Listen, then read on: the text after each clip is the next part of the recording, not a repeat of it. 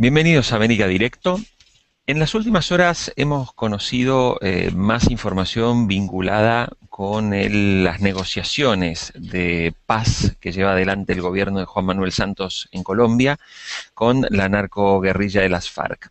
Sin embargo, uno ve que en medio de este proceso las hostilidades continúan, el ejército colombiano sigue atacando los campamentos y bases de las FARC, pero las FARC también continúan con sus políticas de ataques y atentados. En las últimas horas nomás hemos conocido que se han decomisado 2 toneladas de explosivos en poder de las FARC que estaban previendo ser utilizados para cometer atentados en los próximos días.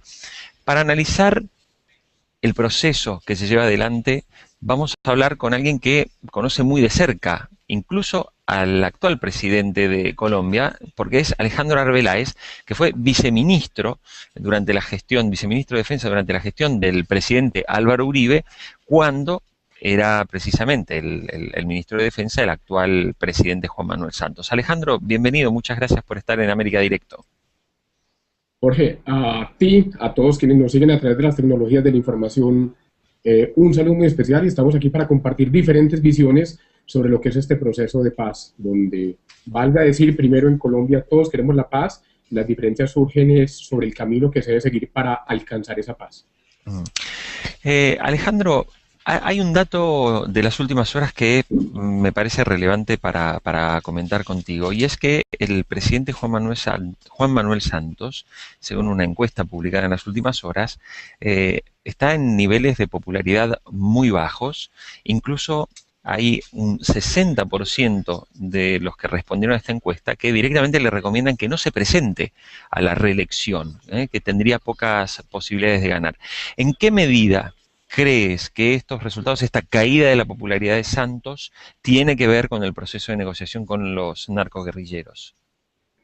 Yo diría que el proceso de negociación suma, pero no solamente esa caída de popularidad del presidente Santos, donde el 60% de los colombianos que contestan esa encuesta dicen que no se debe lanzar a la reelección, y en caso de que se lanzara, el 87.7% de quienes contestaron la encuesta dicen que no votarían por él. Esto se debe básicamente a que el entonces candidato Santos pregonó unas tesis que eran las tesis del uribismo, las tesis que habían sido exitosas para Colombia durante 8 años de gobierno. Recordemos que Uribe salió de la presidencia con un promedio de popularidad durante sus 8 años del 74%. Entonces, en su momento, el candidato Juan Manuel Santos se presentó como el gran continuador de esas ideas. Lo cierto es que utilizó toda esa plataforma política del uribismo para hacerse elegir, pero una vez llegó al gobierno cambió por completo las tesis, no solamente frente al tema de las FARC, sino también en aspectos sociales, en aspectos económicos, etcétera, etcétera. El tema de las FARC afecta, por supuesto, en la medida que se está negociando con un grupo terrorista, no con una insurgencia organizada políticamente que combata una dictadura, por ejemplo, sino con un grupo terrorista, con el principal cártel narcotraficante del mundo, todo ello en un contexto de democracia. Cada negociación que se adelanta con las FARC es desconocer la democracia en Colombia. Alejandro, ¿cuál debería ser entonces el camino? Porque aparentemente, si uno mira incluso lo que está pasando en España, esta está prácticamente desintegrada, ¿no? O sea, ya esta organización tiene muy poco poder de fuego, las autoridades siguen atacando. Si el camino no es la negociación para la desmovilización, ¿cuál es el mejor camino para terminar con este problema que ya tiene más de 50 años? Primero, Jorge, yo creo que la respuesta habría que enmarcarla dentro de lo que es Colombia. Colombia es un Estado social de derecho, es una democracia de 47 millones de habitantes, son los ciudadanos con su voto los que definen cuáles son las reglas de juego dentro de esa sociedad, y por tanto no se puede poner sobre la mesa de negociación la estructura del Estado. No se puede negociar la estructura del Estado con un grupo que apela a métodos terroristas, con un grupo que hoy por hoy, insisto, es el principal cartel narcotraficante del mundo. Por supuesto, la guerrilla de las FARC, que lleva 48 años, fue fundada en el año 64, ha maltratado al pueblo y a la democracia colombiana durante todo este tiempo y ha migrado lentamente de una ideología política y digamos que hoy está más cerca del capitalismo que de las tesis de Marx, al ser el principal cartel narcotraficante del mundo. Obviamente es un agente perturbador de la paz en Colombia, y en la medida en que la guerrilla de las FARC no exista, pues las circunstancias de paz en Colombia mejorarán. No todos los problemas de violencia se deben a las FARC, por supuesto, pero las FARC es responsable en gran medida de esa distorsión, de ese clima de convivencia que deberíamos tener todos los colombianos. ¿Qué se puede negociar? Lo primero es definir ciertas reglas de juego. Mientras se apele a métodos terroristas, usted no tiene nada que negociar. Negociar es acercarse a la razón del otro. Y como el terrorismo no tiene la razón, usted con el terrorismo no puede negociar. Entonces, primero, que las FARC dejen de apelar a métodos terroristas para su proyecto político o económico o el que tengan. Obviamente, uno se puede sentar a hablar con estas personas, a negociar una desmovilización, pero bajo ciertas circunstancias. Dos inamovibles, que incluso los planteaba el presidente Santos en su momento cuando estaba en campaña por la presidencia, y era que una negociación con las FARC no debía contener impunidad y no debía contener elegibilidad política. Es decir, la democracia colombiana, y los ciudadanos lo han demostrado, tiene toda la disposición para permitirle a los perturbadores del orden, a los generadores de violencia, reincorporarse a la sociedad, pero para ello tienen que cumplir con dos condiciones. Primero, entregar las armas, y segundo, no ser reincidentes en la violencia. Para entregar las armas y reinsertarse entonces a la sociedad, tienen que estar dispuestos a abandonar la violencia. Y aquí hay una buena pregunta, y es, ¿cuánta justicia se debe sacrificar en nombre de la paz y cuánta paz en nombre de la justicia? Uno no puede pretender llegar a un proceso de paz con unas reglas duras de justicia, pero tampoco uno puede llegar a un proceso de paz dando todas las concesiones y generando una impunidad absoluta, porque es un mensaje nefasto para las generaciones futuras o para aquellos que están inconformes dentro de la democracia y que no son capaces con sus tesis de liderar procesos políticos, entonces simplemente apelan a la violencia. Entonces lo primero es que no haya impunidad. Podrán reducirse las penas. Es necesario que se reduzcan las penas, pero no que se llegue a una impunidad total. Y viene el tema de la elegibilidad política. Es decir, ¿por qué a un grupo que se ha impuesto a la sociedad colombiana a través de la violencia se le van a crear unas reglas de juego más favorables que las que tienen que cursar o que tienen que cumplir los demás colombianos para poder hacer política? Y tenemos un problema adicional. Hoy por hoy, bajo el Estatuto de Roma, que comenzó a regir el 1 de julio del año 2002, se llama la Corte Penal Internacional, que se deriva del Estatuto de Roma, hay ciertos delitos que no son amnistiables: genocidio, crímenes de guerra, lesa humanidad. Toda la cúpula de las FARC está procesada por estos delitos, sobre todo por crímenes de guerra y lesa humanidad. En la medida que se llegue a un proceso de negociación con ellos y se genere impunidad, se estaría desconociendo el Estatuto de Roma, y Colombia es signatario y ha ratificado el Estatuto de Roma.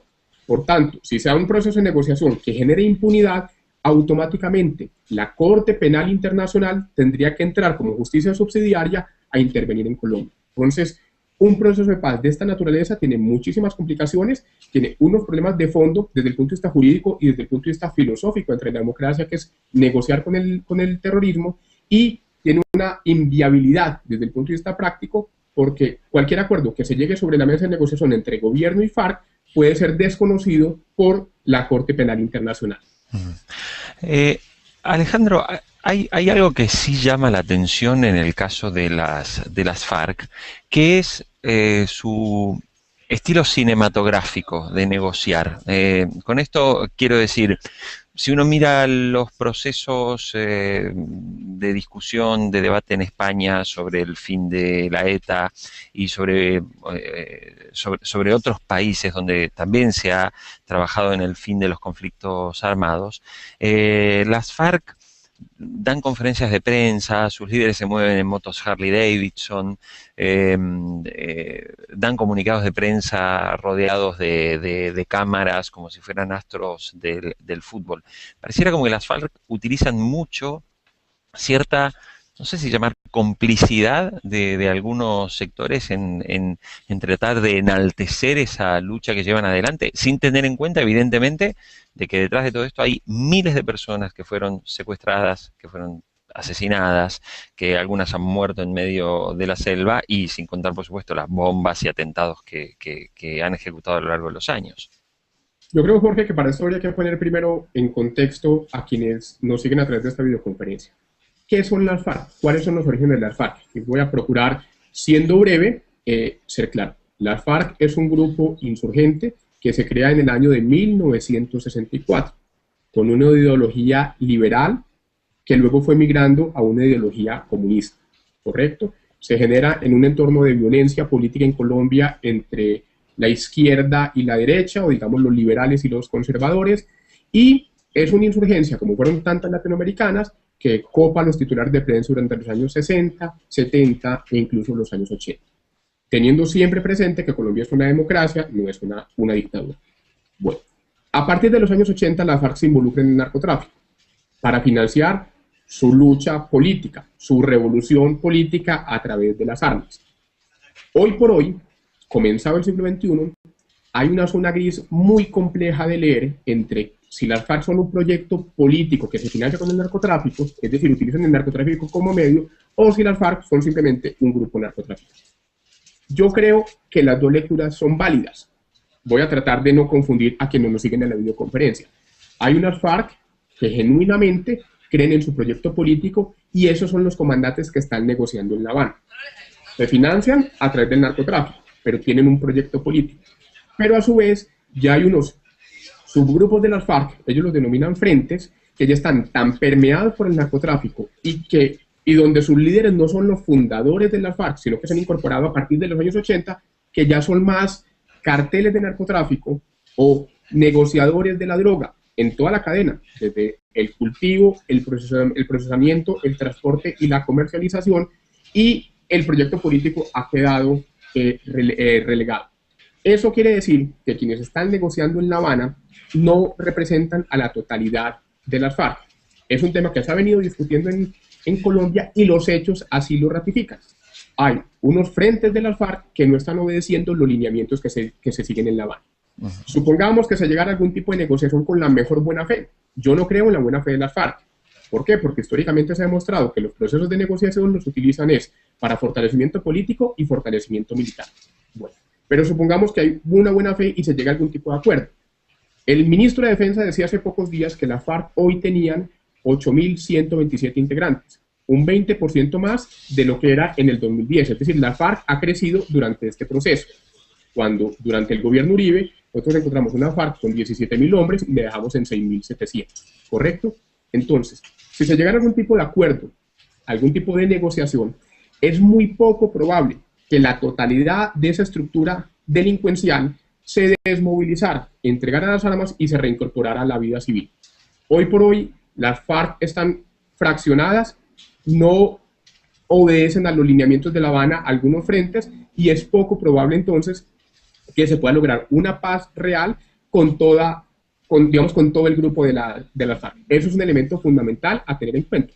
Pero el tema de fondo, yo no me quiero enredar en estos temas que son importantes. El tema de fondo es que en una democracia usted no tiene por qué negociar la estructura del Estado con quienes maltratan justamente a la democracia.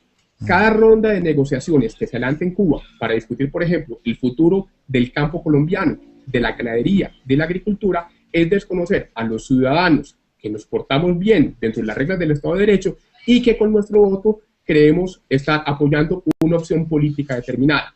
Entonces, si yo con mi voto estoy apoyando un proceso, una visión de país desde el punto de vista agrario, por ejemplo, mi voto está siendo desconocido como ciudadano y está siendo reemplazado en una mesa de negociación con un grupo terrorista. Entiendo. Alejandro, me gustaría comentar contigo también el escenario político colombiano. Los escenarios políticos suelen ser temas muy locales, pero definitivamente cuando hay figuras que tienen trascendencia internacional, como es el caso del expresidente Álvaro Uribe, definitivamente se tornan, digamos, mucho más interesantes para una audiencia regional. El año que viene, el actual presidente Santos tiene que optar durante este año, si es que el año que viene se presenta la reelección, por un periodo de otros 4 años, o desiste y decide darle paso a otro candidato. Esto en la actualidad ya está definido, o sea, ya se sabe si Juan Manuel Santos se va a presentar a la reelección o todavía no lo ha decidido. El presidente Santos ha dicho que no antes del mes de noviembre del año en curso, él se pronunciaría sobre la reelección, digamos formalmente. Las elecciones son en mayo del año 2014. Sin embargo, lo que uno encuentra es que el gobierno hoy por hoy está enfilando todas sus baterías para evaluar la opción de la reelección. De hecho, particularmente en el día de hoy, el presidente, ante la caída en las encuestas, ha cambiado de asesor de comunicaciones y ha nombrado a quien fuera su asesor durante la campaña presidencial. Entonces uno encuentra que por parte del gobierno, a través de anuncios, de titulares de prensa, de hechos de gobierno, está procurando posicionar el nombre de Juan Manuel Santos para una eventual reelección. Lo cierto es, y lo comentábamos al comienzo de esta entrevista, que el tema, el deterioro de la credibilidad del gobierno Santos no es un problema de comunicación, es un problema de gestión. En Colombia el periodo presidencial dura 4 años. Este es un gobierno, me refiero al gobierno Santos, que se hizo elegir con una plataforma política para darle continuidad al proyecto que durante 8 años lideró Álvaro Uribe y todo un equipo de trabajo. La realidad es que se eligió con unas tesis y hoy por hoy está gobernando con otras tesis. Y la ciudadanía, que en su momento lo apoyó mayoritariamente, encuentra uno que hoy justamente desconfía del gobierno. Lo dicen las encuestas, el hecho de que el 60% de los ciudadanos digan que no quieren que Juan Manuel Santos se lance a la reelección y que el 87% diga que si se lanza a la reelección no votaría por él, demuestra por supuesto una falta de confianza en el actual gobierno.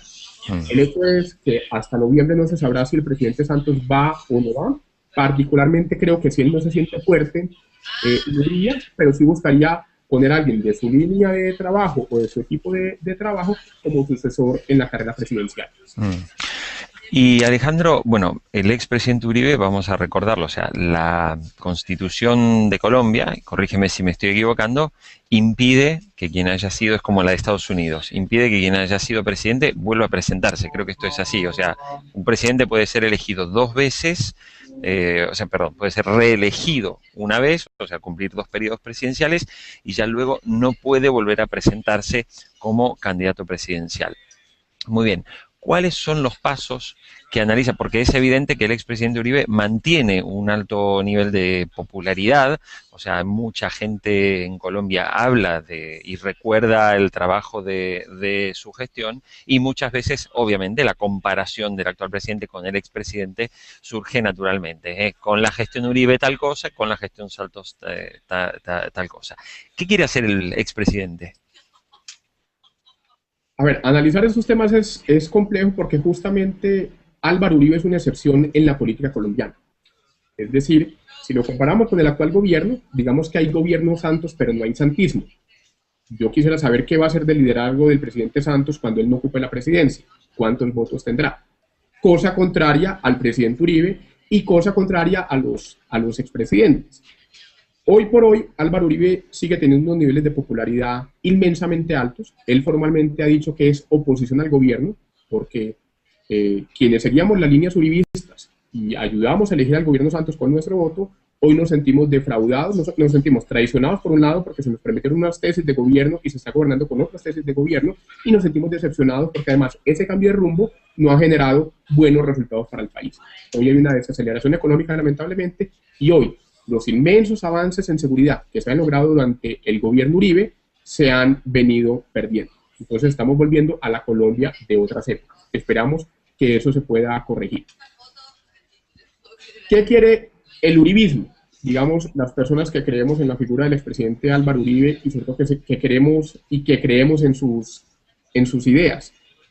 Que él siga teniendo un liderazgo formal en la política colombiana, no solamente como orientador de unas tesis políticas, sino que él mismo vaya al Congreso de la República. Colombia tiene un Congreso bicameral, que él vaya al Senado de la República, que él encabece una lista del Senado de la República y que llegue con unas fuerzas mayoritarias que le permitan, por un lado, poner a marchar al Congreso. El Congreso es una de las instituciones más desprestigiadas dentro de las instituciones colombianas, entonces poner a marchar el Congreso, ponerlo a trabajar, trabajar y trabajar, como fue una de las frases típicas durante el gobierno Uribe en el Ejecutivo, y no solamente ponerlo a trabajar, sino desde el Congreso y con el liderazgo del uribismo, hacer las grandes reformas que el país necesita. Por ejemplo, en cuanto a ineficacia de la justicia. Hoy por hoy tenemos unos grandes problemas en la justicia, no solamente es que tengamos una justicia que es incapaz, sino que tenemos una justicia que se está lamentablemente politizando. Bueno, y por el otro lado, tratando de concretar esa opción congresional del presidente Uribe encabezando una lista para el Senado, complementar eso con un candidato de las tesis uribistas para la presidencia de la República. Es un proyecto difícil, por supuesto, pero es un proyecto que ya se ha comenzado a madurar bajo el liderazgo del expresidente Uribe. Él ha dicho, somos oposición al gobierno porque nos sentimos defraudados y nos sentimos traicionados.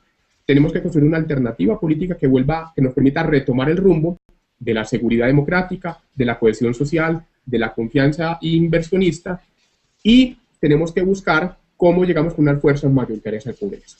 El presidente Uribe también ha dicho, no está seguro si él va o no va al Senado, pero lo que sí es cierto es que él estará en la lucha política. Y particularmente, no que sea mi sentir, que por supuesto lo es, sino que mi pálpito me dice que el presidente está bastante más cerca del sí que del no en cuanto a encabezar una lista al Senado de la República.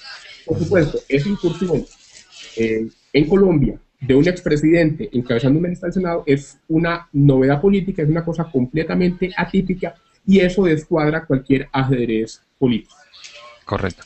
Es decir, que entonces el expresidente Álvaro Uribe obviamente no puede ser por la Constitución, no puede volver a ser candidato presidencial, pero sí no tiene ningún impedimento para ocupar un cargo electivo, ya sea en el Senado o en la Cámara de Diputados. Es decir, que si hoy se define, él lideraría esa lista representando a su nuevo partido, porque él dejó el partido finalmente de la U, el que había de alguna manera fundado con los ideales sobre todo de la seguridad democrática, y entonces él el año que viene sería el candidato del Senado, que compite naturalmente con todos los demás partidos tradicionales. Correcto. En definitiva, y para redondear esta idea y pasar a otros temas, y así lo considera Jorge, el uribismo ha sido un proyecto político que ocupó la presidencia durante 8 años con unos altísimos niveles de popularidad. Insisto, el promedio histórico de esos 8 años de gobierno fue un 74% de imagen favorable del presidente Uribe, con picos del 92%, y el momento en que más bajo estuvo en las encuestas fue en el 67%. Eso lo encarnaba Uribe y todo un equipo de trabajo. Eso fue lo que se procuró legar al presidente Santos. Y eso es lo que ha cambiado el presidente Santos. Por eso, entre los votantes del presidente Santos, quienes apoyamos su candidatura presidencial, esperando que diera continuidad a estas tesis, nos sentimos traicionados y nos sentimos defraudados, y hoy el presidente Uribe a la cabeza está liderando un nuevo proyecto político de oposición al gobierno en cuanto a que cambió las tesis, está encabezando un nuevo proyecto político para retomar el rumbo y recobrar la confianza en Colombia, y ese movimiento político se traduce en una opción presidencial con un candidato de línea uribista, que podría ser bien su exministro de Hacienda, Oscar Iván Zuluaga, bien su expresidente Francisco Santos, bien su exembajador Carlos Holmes Trujillo, bien el senador Juan Carlos Vélez. Estoy dando una baraja de opciones. Y en cuanto al Congreso, el mismo presidente, por una inmensa presión popular, está evaluando la posibilidad de él mismo encabezar una lista al Senado de la República y acompañar unas listas a la Cámara de Representantes para llegar con una fuerza mayoritaria al Congreso, y desde el Congreso no solamente ponerlo a trabajar y devolverle su imagen de centro de la democracia, sino también liderar las grandes reformas que el país necesita, que deben ser lideradas desde el Congreso en cuanto órgano que hace las leyes, y desde allí liderar, por ejemplo, la gran reforma a la justicia. Ese es el panorama. Hoy no hay un partido político, hay un proyecto de partido político. Lo que se quiere es salir a recoger firmas en la calle y firma por firma ir constituyendo lo que se llamaría un movimiento significativo de ciudadanos, que lo que hace es permitir que personas a nombre de ese movimiento significativo de ciudadanos encabecen unas listas o para la presidencia como una opción o para el Congreso como otra opción y vayan a una elección. Superado un umbral electoral, ese movimiento significativo de ciudadanos que hoy se plantea como denominarlo centro democrático, se convertiría en un partido político una vez supere el umbral y sería el genuino partido político uribista, el centro democrático. Alejandro Arbeláez, ex viceministro de Defensa de Colombia, queremos agradecer el contacto con Infobae América y como siempre, la ventana y la puerta está abierta para volver a comunicarnos y seguir de cerca la actualidad del país. Pues Jorge, a ti, a todos que nos siguen a través de esta videoconferencia, muchísimas gracias. Lo valioso de estos espacios, más allá de la inmensa audiencia que tienen, es que nos permite discutir problemas de país sin necesidad de empuñar los fusiles. Esas son las reglas de juego de la democracia, ese es el gran valor de la libertad de expresión. Que nos encontremos en el diálogo, así nos diferenciemos en las ideas. A ti y a todos, muchas gracias. Muy bien, seguimos entonces. En cualquier momento estamos nuevamente con América Directo y síganos a través de Twitter en @InfobaeAmérica. Muchas gracias. Para hacerse elegir, pero una vez llegó al gobierno cambió por completo las tesis, no solamente frente al tema de las FARC, sino también en aspectos sociales, en aspectos económicos, etcétera, etcétera. El tema de las FARC afecta, por supuesto, en la medida que se está negociando con un grupo terrorista, no con una insurgencia organizada políticamente que combata una dictadura, por ejemplo, sino con un grupo terrorista, con el principal cártel narcotraficante del mundo, todo ello en un contexto de democracia. Cada negociación que se adelanta con las FARC es desconocer la democracia en Colombia. Alejandro, ¿cuál debería ser entonces el camino? Porque aparentemente, si uno mira incluso lo que está pasando en España, esta está prácticamente desintegrada, ¿no? O sea, ya los narcoguerrilleros. Yo diría que el proceso de negociación suma, pero no solamente esa caída de popularidad del presidente Santos, donde el 60% de los colombianos que contestan esa encuesta dicen que no se debe lanzar a la reelección y en caso de que se lanzara el 87.7% de quienes contestaron la encuesta dicen que no votarían por él. Esto se debe básicamente a que el entonces candidato Santos pregonó unas tesis que eran las tesis del uribismo, las tesis que habían sido exitosas para Colombia durante 8 años de gobierno. Recordemos que Uribe salió de la presidencia con un promedio de popularidad durante sus 8 años del 74%. Entonces, en su momento, el candidato Juan Manuel Santos se presentó como el gran continuador de esas ideas. Lo cierto es que utilizó toda esa plataforma política del Uribe. Perdón, 2 toneladas de explosivos en poder de las FARC que estaban previendo ser utilizados para cometer atentados en los próximos días. Para analizar el proceso que se lleva adelante, vamos a hablar con alguien que conoce muy de cerca, incluso al actual presidente de Colombia, porque es Alejandro Arbeláez, que fue viceministro durante la gestión, viceministro de Defensa durante la gestión del presidente Álvaro Uribe, cuando era precisamente el ministro de Defensa del actual presidente Juan Manuel Santos. Alejandro, bienvenido, muchas gracias por estar en América Directo. Jorge, a ti, a todos quienes nos siguen a través de las tecnologías de la información, un saludo muy especial y estamos aquí para compartir diferentes visiones sobre lo que es este proceso de paz, donde, valga decir, primero en Colombia todos queremos la paz, las diferencias surgen sobre el camino que se debe seguir para alcanzar esa paz. Alejandro, hay un dato de las últimas horas que me parece relevante para comentar contigo, y es que el presidente Juan Manuel Santos, según una encuesta publicada en las últimas horas, está en niveles de popularidad muy bajos. Incluso hay un 60% de los que respondieron a esta encuesta que directamente le recomiendan que no se presente a la reelección, que tendría pocas posibilidades de ganar. ¿En qué medida crees que estos resultados, esta caída de la popularidad de Santos, tiene que ver con el proceso de negociación con los... Bienvenidos a América Directo. En las últimas horas hemos conocido más información vinculada con las negociaciones de paz que lleva adelante el gobierno de Juan Manuel Santos en Colombia con la narcoguerrilla de las FARC. Sin embargo, uno ve que en medio de este proceso las hostilidades continúan, el ejército colombiano sigue atacando los campamentos y bases de las FARC, pero las FARC también continúan con sus políticas de ataques y atentados. En las últimas horas nomás hemos conocido que se han decomisado 2 millones